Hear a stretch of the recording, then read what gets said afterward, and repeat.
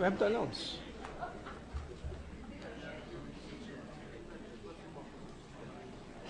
Grabe.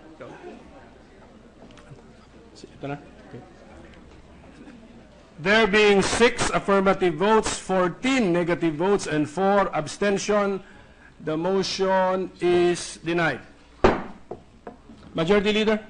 In that case, Mr. President, Senator Cayetano wishes to seek the floor, Mr. President. Any objection? Hearing none, Senator Cayetano is recognized to speak on a matter of public interest.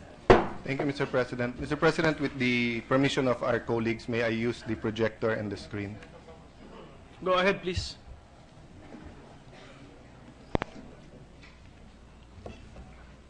For I know the plans I have for you, plans to prosper you and not to harm you, plans to give you a hope and a future.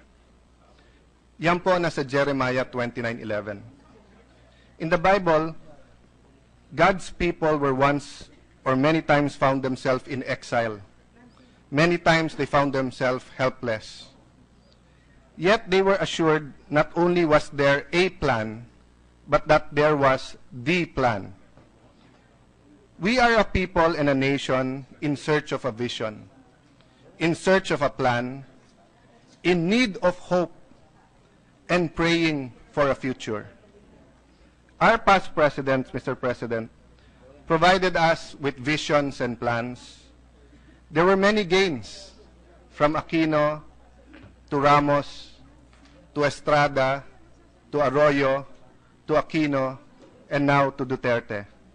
But there were also much failure. We are not here today to judge the past administrations nor to point fingers. Mismong Pangulo natin nagsabing, wag na tayo magturuan. We are not here to condemn nor to congratulate past leaders, but we are here to study the past and see how we can provide our people with a common vision, with goals, and with a workable plan. The last 6 years, we heard again a recurring theme of 2 things: economic gain and anti-corruption campaign. They were successful in many, or we were successful in many fronts, although there were criticisms of non-inclusive economy, na hindi lahat kasama sa economic gains.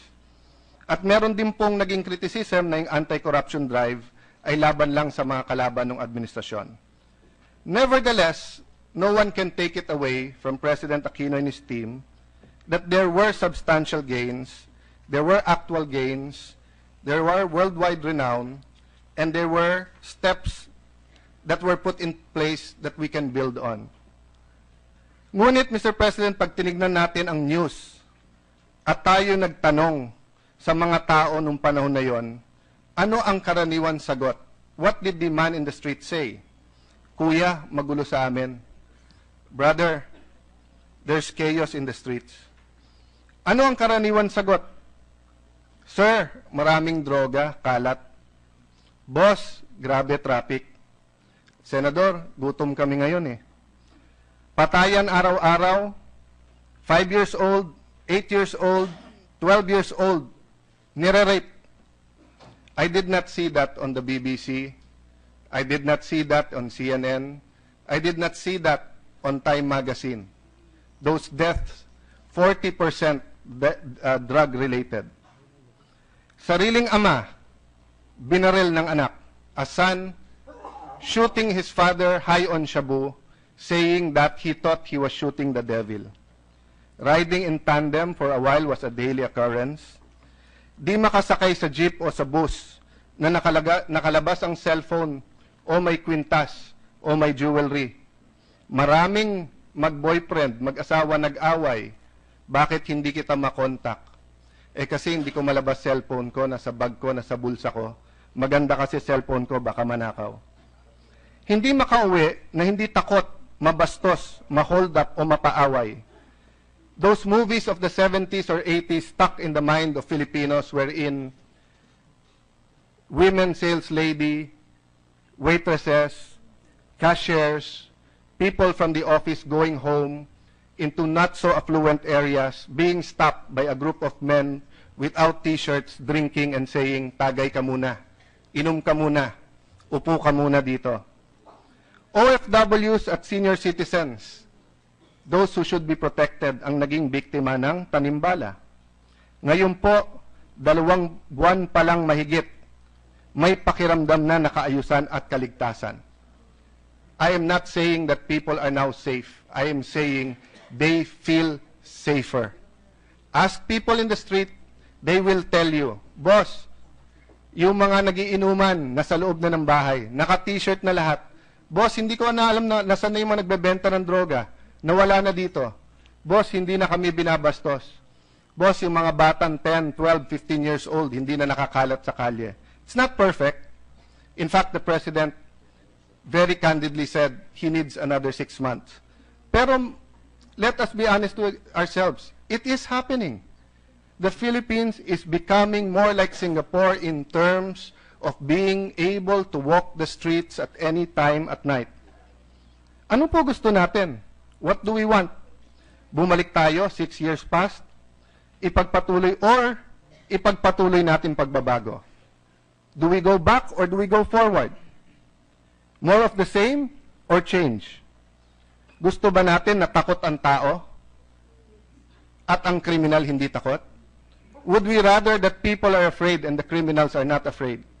Or do we want criminals to be afraid of the law and people clinging to the law, respecting the law, feeling safe? Yes, human life is sacred. I showed those videos here where the President again and again assured us that there will be no state-sponsored extrajudicial killing, where the President said he will punish any agent of the state that takes the law into their own hands. Yes, we should uphold the rule of law. This is the 3rd time, Mr. President, na tumayo ako dito. Because the Senate is being used to mislead the public and the international media. Nung una, just to discredit the President and his efforts. But ngayon, Mr. President, iba na. Now, it is not only being used to discredit the President wittingly or unwittingly. Ibig sabihin po, sinasadya man o hindi. The effort to discredit is number 1, destroying the image of our country abroad. Number 2, destroying the image of the Senate as an institution and distracting us from much urgent work needed to be done. And 3rd, destroying our long-honored traditions of collegiality, civility, of disagreeing but allowing the other person to speak freely when we disagree.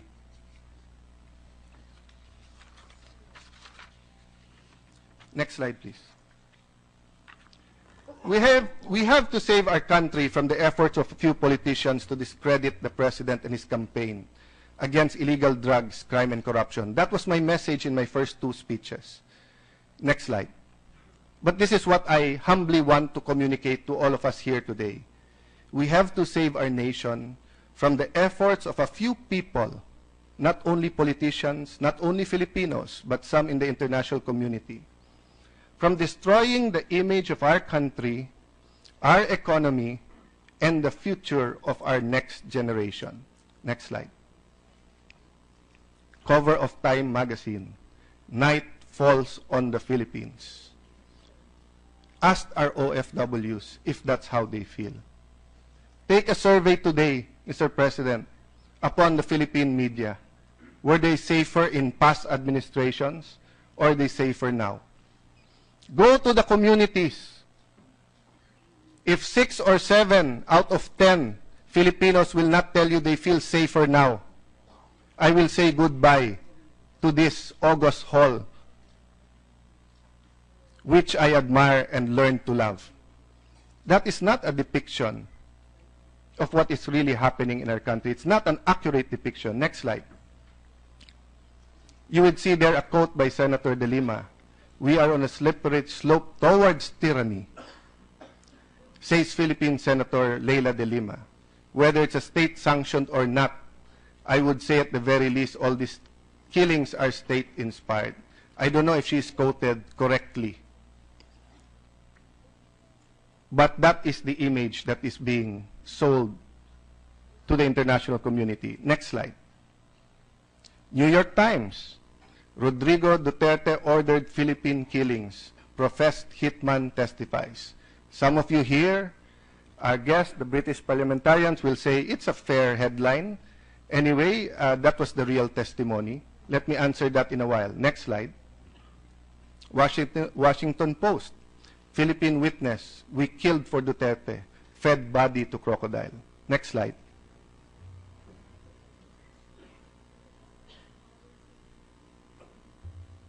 BBC News interviewed an alleged hit woman or killer saying that for 20,000 pesos, she killed vigilante style. Next slide. Philippine Daily Inquirer just accurately reporting that the EU pressed the Philippines for end of executions.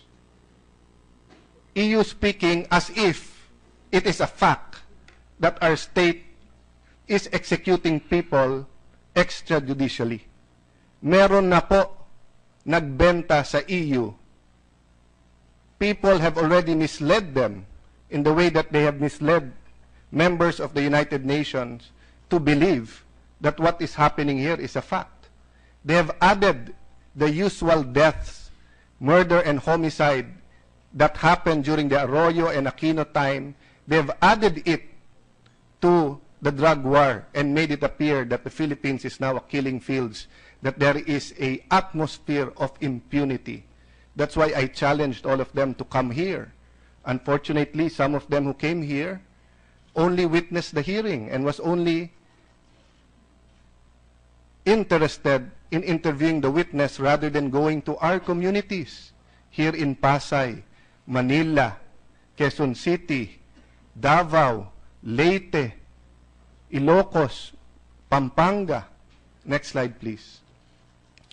Bakit lahat na lang ng patay sa Pilipinas kasalanan ni Duterte? Is our President the Grim Reaper?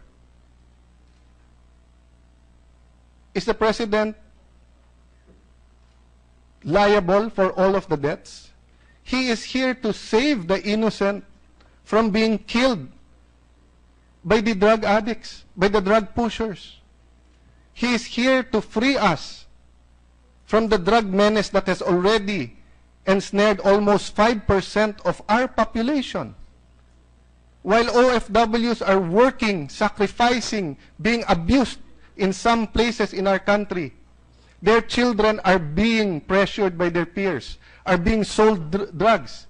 Some of them bad, the kind of drugs that doesn't only kill you slowly but kill you instantly. Next slide. Kitang-kita po ang bias ng ilang senador laban sa krusada ng Pangulo. Question. Is this a fair statement? Yes. I was once biased against the Arroyo administration. Is it wrong to be biased against the president? No. Because this is a democracy. You can be prejudiced, you can be biased, you can be for him, you can be against him, you can not have an opinion. That is your right. Then why am I standing up here and complaining? Because while you have rights, you also have responsibilities. Next slide. The responsibility of a chairperson in an investigation in aid of legislation is for a factual investigation, so that the truth will come out. And as I said, this is the third time that I have stood up here. And if you look, we don't have time to look at all of the statements of the Honorable Senator de Lima, but she has already made a judgment when she was in the CHR. She has already made a judgment when she was in a DOJ. And if it is true that her witness was in the WPP, Witness Protection Program, in 2014, she had the witness but did not file the case. But when she got here to the Senate and got the Committee on Justice and Human Rights, she decided to chair the committee, which is her right to do so. But she refused to be neutral, Mr. Chair, with all due respect. If you tell me, Alan, ikaw na lang mag-chair, I will say, I cannot. Because I am also biased. Let someone else chair In my past speech, I said I'm not even asking that she be removed from the Committee on Justice. Only from certain hearings where we cannot expect cold neutrality. But look at her opening statement. Marahil, maiugnay natin ang kababalaghang ito sa nangyari sa Davao City mula noong dekada 90 hanggang sa kasalukuyan at kung paano ang buong Pilipinas ngayon ay larawan ng siyudad ng Davao sa mahigit 2 dekadang pamumuno ni dating Mayor Duterte. Look at that statement. First of all, she takes it as a fact that there is a DDS. Duterte Death Squad po yun, ha? Marami ng DDS ngayon. She takes it as a fact. Number 2, she is saying that mauugnay, you can link up what was happening in Davao to the country. So no wonder, even if DDS or killings in Davao has no place in the present EKJ hearings, we brought that surprise witness without informing the co-chairman, Senator Lacson, without informing the members. When our tradition in this August hall is that when we have a surprise witness, we keep the identity a surprise. We keep his testimony a surprise. But we let the members know that there will be a key member so they can prepare and so that they will be in the hearings. Kaya maraming hindi nag-attend until 4 o'clock the day before. We were not given the list of invitees. And even when we were given it at 4:05 the day before, wala po doon that there will be an extra witness. Next slide, please. The chairman or chairperson has the responsibility to vet the witness and test the credibility of the witness before allowing the witness to testify before the committee. That's very clear, Mr. Chairman. Let me go back to the slides I showed you about BBC, Time, the Washington Post. Is there anything wrong per se of that headline when they themselves with their eyes, ears perceive the hearings here? No, I do not blame them. I do not say per se it is bad journalism. But take in these factors. 1, they were fed by Philippine sources. Paulit-ulit ang ilan publication, ilan politiko, including Senator De Lima, of misleading them in the numbers, saying that 3,000 na ang patay, drug, lahat to. Using the words vigilante killings, kill list, extrajudicial killings in a very loose term. Second, dynamics of Congress and the Parliament. Wala na po sa likod natin ang British parliamentarians.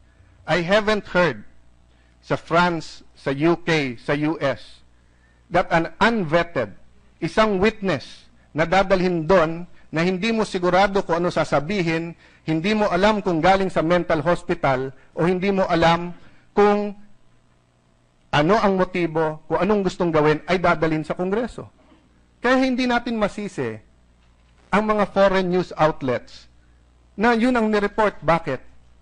Kasi ang tingin nila sa Kongreso ng Pilipinas mataas. You will not put a witness who is not credible. I sympathize with Senator Lacson because of the witness that was placed before him, Mr. Mawanay.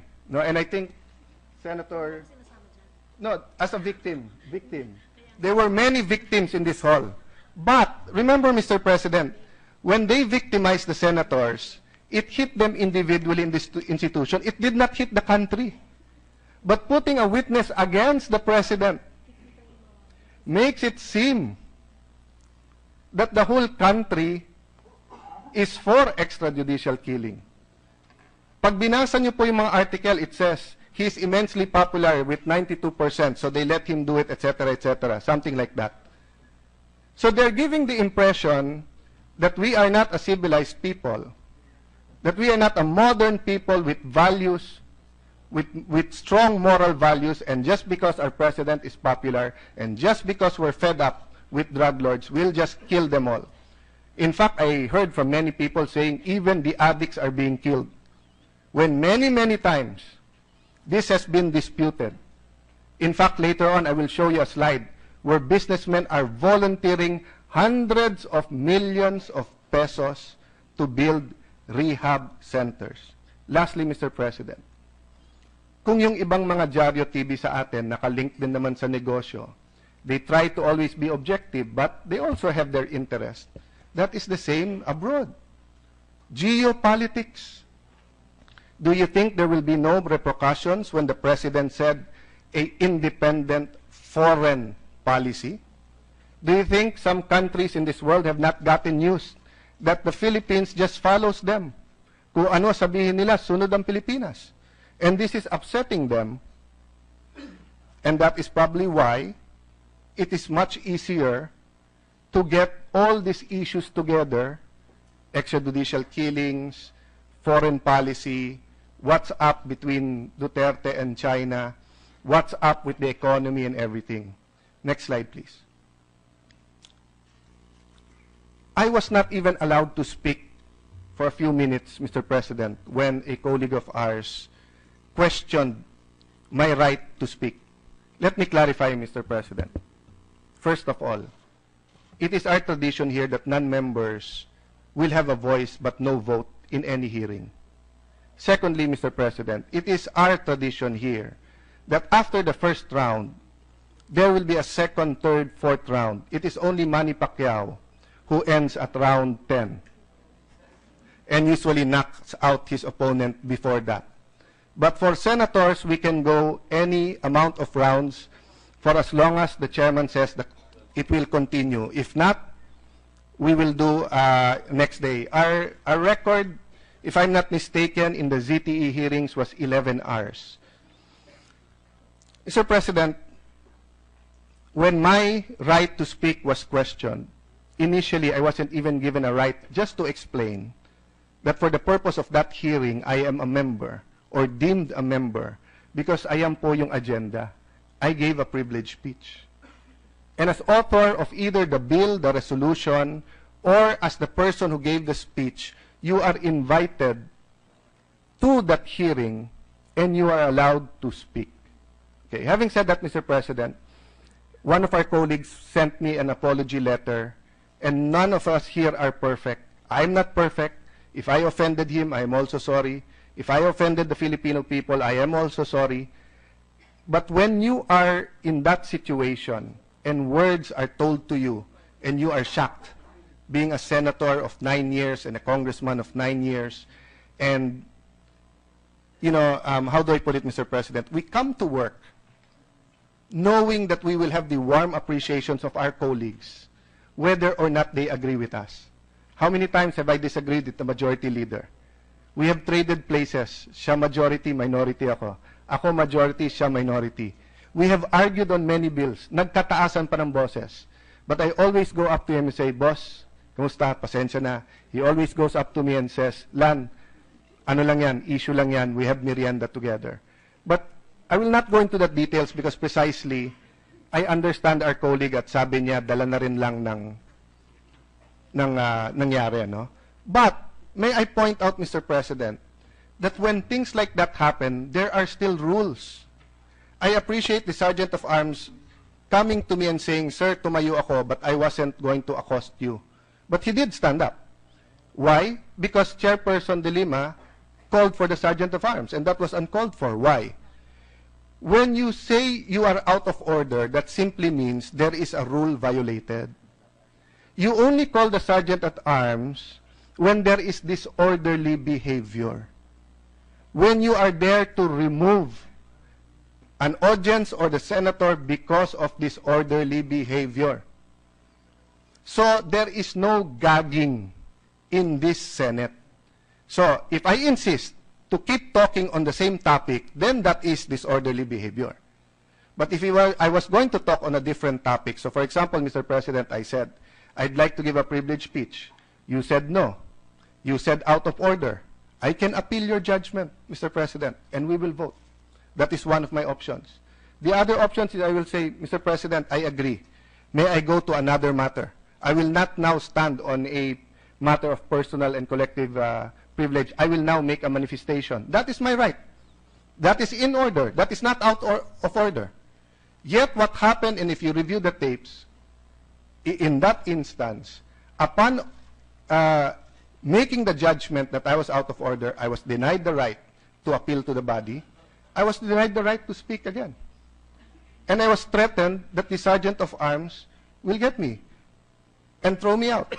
And thank you, Mr. Sergeant of Arms, for your level-headedness and for your patience. That's why walang nangyari. And thank you, PNP, and thank you, audience, na none of you came rushing. And thank you also, Senator Trillanes, though all of us, both of us were in a heated argument. We kept it to words, and we didn't go beyond words, no? But, Mr. President, will we allow it to go any further? Mr. President, let's go to the root cause. The root cause is ginagamit kasi yung committee, not for a factual finding of extrajudicial killings, but to go after the President and to, in effect, wittingly or unwittingly, nasisiraan yung buong bansa. Next slide, please. May I respectfully assert that Senator De Lima, in her desire to destroy the President, is destroying the integrity and reputation of the Senate, and worse, damaging the image of the country and the people worldwide. Sir President, tignan niyo po yung internet. Nung araw po, it's up to the lawyers to cross-examine. But with the world of social media, every phone has a camera. You can rewind, you can fast forward, you can copy, you can even read lips. Nakapatay ang mic, natetape pa rin ng powerful mic ng mga may camera o kaya nababasa yung lips. I'll not go through all of it, Mr. President, but tignan niyo po yung witness na dinala po dito. Una, sinabi, Paulo Duterte is a drug addict. Vice Mayor, the Honorable Vice Mayor of Davao. There was no question from the chair what the evidence was.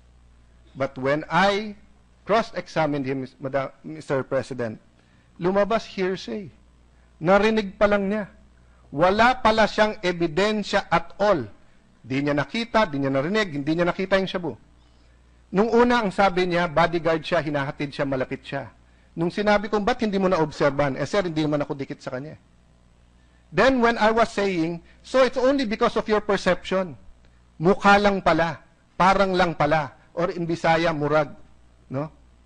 Murag lang pala. Ano sabi niya? Hindi, sir, alam na alam sa Davao, rinig na rinig. Okay. Sinabi naman po na siya ay smuggler sa port at may hawak ng sasaport sa Davao. But the Secretary of Justice, Secretary De Lima, during that time, investigated this. And she even helped ask Mayor Duterte, or at least it was BR's Commissioner Kim Henares who called Mayor Duterte and asked him for help.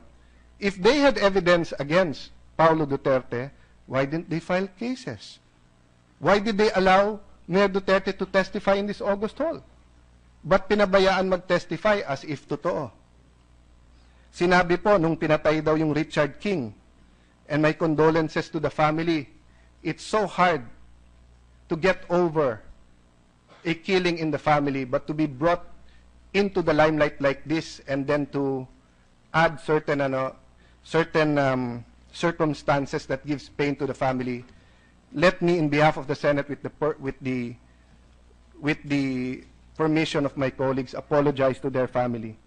Una, sinabi sa McDonald daw pinatay. Oh. Hindi ba, Mr. President, mukha na tayong napakababaw na Senado? Tignan niyo po social media. Punong-puno ng litrato ni Jollibee at ni McDonald's nag-aaway. At sinasabi ni McDonald's, Jollibee, ikaw ang may hawak ng witness na to, no? Pinasabi mo na may patayan dito sa McDonald's. We are being ridiculed. Simply because the witness was not vetted. Simply because hindi muna pinagawan ng affidavit at hindi muna tinignan. Sir President, I've never seen a better video of Thriller than that of Michael Jackson. But for 20 years, madami pong gumagaya nun. But may lumabas po ngayon na video na parang zombie, parang Thriller, pero binabaril ng 30 tao supposedly. Supposedly mocking, ridiculing the testimony of Mr. Matobato of the killing of a certain NBI agent, Amisola. And again, to their family, condolences, no? And we're sorry that this is being brought up. Mr. President, the witness claims to be a professional hitman, a professional killer. What is professional? Professional doesn't just mean that you get a card from the PRC. Professional does not mean that you pass an exam and you're already a member of the Professional Regulatory Commission. No. Professional means you're the best at your job. 30 kayo, 30 kayo, inubos daw ang laman ng barel. Senator Lacson, ilan ang laman ng usual ng isang magazine? 7. Gawin na lang natin 5-shooter na lang, hindi na 7. Oh. 5-shooter ang ginamit. 150 bullets yon. Professional killers. Hindi mapatay yung papatayin nila. Kaya dumating pa daw si Duterte na may 2 magazine. Mr. President, look at the international headlines. You know, Mr. President, who I pity most here? The OFWs. You know why? They are starting to write, they're starting to send messages to these international outlets. In Australia, a brave OFW wrote to the 30 or 60 Minutes saying that what you have presented is totally unfair. Hindi yan ang nangyayari sa Pilipinas. But the problem is, Mr. President, these OFWs need the foreign media, need the host media of where they are, because they also need protection as migrant workers. Yet they are forced to stand up to protect the integrity of their president and their nation because it is being falsely pictured. And where is that falsity emanating from? From this August hall. Next slide, please. Sir President, with all due respect, anyone can file a resolution. There's nothing per se wrong about Senator Trillanes filing resolution number 151. But isn't it obvious? Ito na yung next step. Committee on Justice na naman, DDS na naman. So we know where this is going. I will not mention anymore to you what happened during the hearing because napanood nyo. I will answer questions. I was approached by some of my friends in the Liberal Party and asked, are you accusing all of us? And I told them, no. If you look at my statement, I said there are 2 or 3 senators, and 2 of them are liberals. And I even gave their names. And I said, that is my theory. And when I went out, and thank you to Rappler, nakuha nila side view, ang sinabi ko, I don't think the Vice President is involved. That's why if she's offended that I said that, actually ako dapat ma-offend. Dahil kailangan medyo mag-research ng konti yung kanyang mga media people. Because I did not say she was involved. But by force of law, pag matanggal ang Pangulo, ang Vice President upo. And many plots around the world does not include the Vice President. It just happens, and people close to the successor will be the one doing this, no? And Mr. President, that was not my only theory. Review the hearing. Ang tinanong ko sa witness, ano ba gusto mo mangyari? Pag nangyari to, sabi niya, para malaman buong Pilipinas. O hindi ba matatanggal siya bilang Pangulo? Oo. O, sino magiging Vice President? Ang Vice President po natin magiging Presidente. O, sino ba galit sa Pangulo? Hindi ba drug lords galit sa Pangulo? Hindi ba ang oligarchs na pinangalanan ng Pangulo galit sa kanya? Hindi ba ang drug lords, ang illegal gambling lords, galit na rin dahil susunod sila? So, Mr. President, I named several groups that want the President out. And there's no denying that. No? That's why I was testing my theory there. And I stand by it. But I did not make false accusations. Many of the people in the Liberal Party are close friends. And I will not generalize. In fact, ang kadibate ko, si Senator Trillanes, ay kapartido ko. Di ba? But I said that obviously Senator De Lima and obviously Senator Trillanes is part of this. Next slide.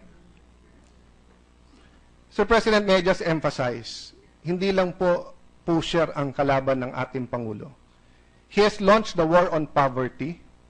Yung pong endo na gusto ng maraming mga negosyante, nandito si Joel Villanueva, trying to make sense, trying to talk to everyone, the labor unions, Palas, the businessmen on how to have a law that will satisfy everyone. Many of the oligarchs help the country. Some of them do not. Some of these oligarchs have launched things to discredit the president. Some of them are now donating left and right to help the president. War against crime, illegal drugs, and corruption. The president has already announced that the DOJ is already looking into many matters involving politicians in corruption. And last, the war on war, or the quest for lasting peace. Here and abroad, many are not comfortable that members of the left or the communists are in the cabinet. That is the reality. Hindi ko pa nalagay dyan yung war on illegal gambling na in-announced ni Chief PNP Bato de la Rosa. So, Mr. President, there are many more that I can name. Next slide. But look at the initial reaction of some business groups and some people. People even want to invest. We are in a different situation now. It is totally different from what we experienced in the past, commenting on the confidence in Duterte's war against drugs. Next slide. Philippine Star Global, 13 top business groups to help rebuild rehab centers. Next. These are some of the things being done while we're talking about this. Duterte ordering the cutting of red tape. Duterte asking the chief presidential legal to find out how we can distribute the 71, but that's almost 100 billion COCO levy funds, or make use of it. Dole to impose a moratorium on endo. Next slide. Executive order on FOI. An EO on agri-land conversion moratorium. Even the Supreme Court has moved so that there will be more courts to handle drug cases. Peace talks are seeing the light of day. Next slide. Mr. President, in the end, we might all lose these wars. But the biggest loser will not be Duterte. It will be the economy, the political institutions, and the entire nation. So why sit by and just watch? Why allow our institution to be used that way? There are 24 senators here. There are 30 committees. Senator De Lima is a very talented senator, a very experienced lawyer, an efficient public servant. She can handle so many other committees, Mr. President. But, Mr. President, allow me to appeal to this august body. Gusto ba natin pagkausap natin mga sekretary, eto na lang pinag-uusapan natin? Kausap natin mga foreigners, eto na lang pinag-uusapan? Or do we want to talk about building bridges, building subways, building railroads, no? Building homes, finding the latest in drug rehab, no? Upgrading our technical skills, finding money for K-12 para mag-succeed. Siguro sabihin ng iba, Sir President, Allan, we're colleagues here, we're all doing that. Yes. But please admit to me, every time you talk to a secretary or a foreigner or a ambassador, you start by asking, how's the president? He's a colorful guy, this drug war, etc. Parating dun muna napupunta eh. Because ito ang ginagawang front and center eh. Nakita nyo na ba sa Time Magazine, The Economist, or CNN BBC that business is so enthusiastic and upswing? Sir President, I went to Senator Recto because I am a fan of the way he does research, and I believe he is the economic guru of the Senate. And Moody's is coming to the country as well as other groups to reassess, to find out opinions, etc. And Senator Recto told me, Allan, don't forget political risk. Lahat itong ginagawa abroad is trying to show people na malaki ang political risk sa Pilipinas. So kung ikaw ay gagawa ng plantas ng kotse, pwede ka sa Vietnam, pwede ka sa Malaysia, pwede ka sa Thailand, sa Pilipinas, ay wag na sa Pilipinas, baka magkagulo eh. May atmosphere of impunity eh. Kung ikaw ay pharmaceutical na dati sa France ka gumagawa, and then ayaw mo sa China for some reason, Vietnam, India, or Philippines, wag na sa Pilipinas, kasi magulo doon eh. That is the implication. So with tourism, Mr. President, Thailand gets 10 million Chinese tourists. We get 500,000. They're our neighbors. I will not share with you all the statistics. Senator Dick Gordon is the expert in tourism, and he will tell you all of these factors that have to all come together for tourism to be successful. But you ask him, are these news reports helpful? And remember, tourism, for every 2 tourists, 1 job is created in the Philippines. So how many jobs have we lost? Because in the last 2 months, instead of giving the president a honeymoon period, instead of focusing on extrajudicial killings, we are focusing on him. Last slide, Mr. President. Last slide. Next slide, please. So that's the last slide, Mr. President. I submit to this august body, but this time, Mr. President, last time I asked you to think about it. May I humbly ask that we act upon it today, if possible, Mr. President. Thank you. Thank you, Senator Cayetano. Majority Leader? Mr. President, may I recognize? Senator Pacquiao, for purposes of interpellation, is recognized. Mr. President, I move that the chairmanship of the and members of the Committee on Justice be declared vacant. Mr. President, may I have a 1-minute suspension, Mr. President? Before we move to Senator before we Trillanes. suspend, just to point out that under the rules, you cannot declare as vacant the chairmanship of a committee. There is no rule that allows that. I think the motion encompasses the entire membership, Senator No, Trillanes. I thought, well, Yes, just to sir. clarify. Mr. President, May we hear the chairmanship and motion again, members- Mr. President? What? Sorry? The motion, can we restate the motion? I thought also you were interpellating, but I it's move a that the motion. chairmanship and members of the Committee on Justice be declared vacant. That Mr. is the President. motion. And there is a pending motion to suspend. Session is suspended for a few minutes.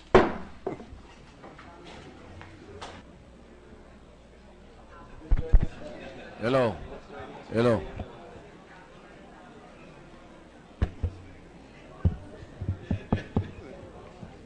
May we ask the members of the Senate to join the Senate President in the Senator's Lounge?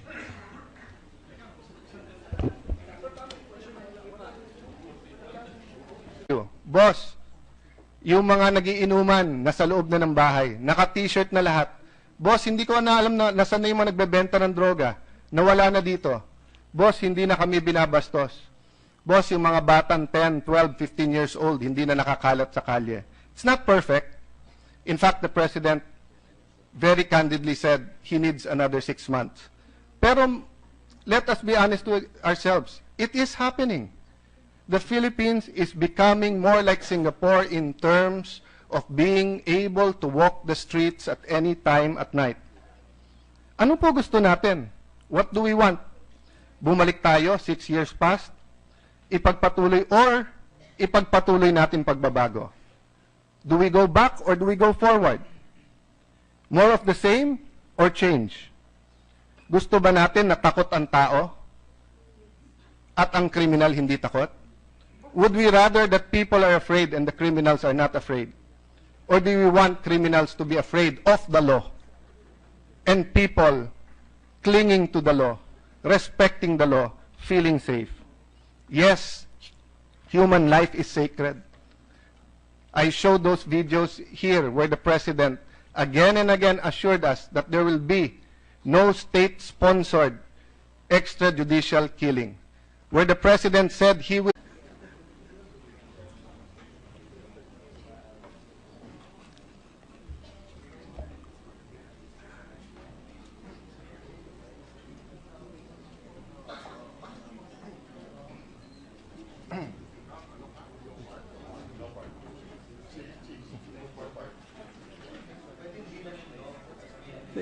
We have to announce.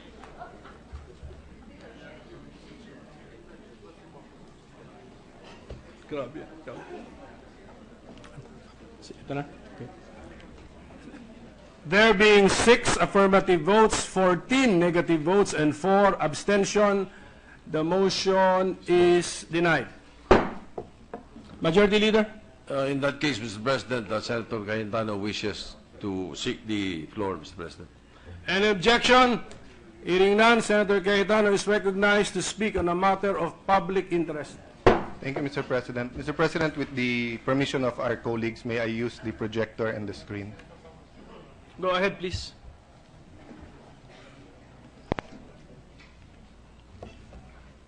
For I know the plans I have for you, plans to prosper you and not to harm you, plans to give you a hope and a future. Yan po nasa Jeremiah 29:11. In the Bible, God or we were successful in many fronts, although there were criticisms of non-inclusive economy na hindi lahat kasama sa economic gains. At meron din pong naging criticism na yung anti-corruption drive ay laban lang sa mga kalaban ng administrasyon. Nevertheless, no one can take it away from President Aquino and his team that there were substantial gains, there were actual gains, there were worldwide renown, and there were steps that were put in place that we can build on. Ngunit, Mr. President, pag tinignan natin ang news at tayo nagtanong sa mga tao nung panahon na yon, ano ang karaniwan sagot? What did the man in the street say? Kuya, magulo sa amin. Brother, there's chaos in the streets. Ano ang karaniwan sagot? Sir, maraming droga, kalat. Boss, grabe traffic. Senador, gutom kami ngayon eh. Patayan araw-araw, 5 years old, 8 years old, 12 years old, nire-rape. I did not see that on the BBC. I did not see that on CNN. I did not see that on Time Magazine. Those deaths, 40% drug-related. Sariling ama, binaril ng anak. A son shooting his father high on shabu, saying that he thought he was shooting the devil. Riding in tandem for a while was a daily occurrence. Di makasakay sa jeep o sa bus na nakalabas ang cellphone o may kwintas o may jewelry. Maraming mag-boyfriend, mag-asawa nag-away. Bakit hindi kita makontak? Eh kasi hindi ko malabas cellphone ko, nasa bag ko, nasa bulsa ko. Maganda kasi cellphone ko, baka manakaw. Hindi makauwi na hindi takot, mabastos, ma-hold up o mapaaway. Those movies of the 70s or 80s stuck in the mind of Filipinos wherein women sales lady, waitresses, cashiers, people from the office going home into not so affluent areas being stopped by a group of men without t-shirts drinking and saying, tagay ka muna, inom ka muna, upo ka muna dito. OFWs at senior citizens, those who should be protected, ang naging biktima ng tanimbala. Ngayon po, 2 buwan pa lang mahigit, may pakiramdam na nakaayusan at kaligtasan. I am not saying that people are now safe. I am saying they feel safer. Ask people in the street, they will tell you God's people were once or many times found themselves in exile. Many times they found themselves helpless. Yet they were assured not only was there a plan, but that there was the plan. We are a people and a nation in search of a vision, in search of a plan, in need of hope, and praying for a future. Our past presidents, Mr. President, provided us with visions and plans.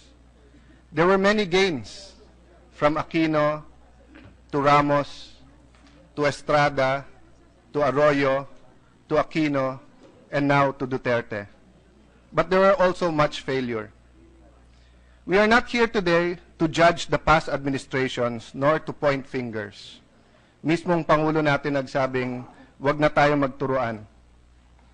We are not here to condemn nor to congratulate past leaders, but we are here to study the past and see how we can provide our people with a common vision, with goals, and with a workable plan.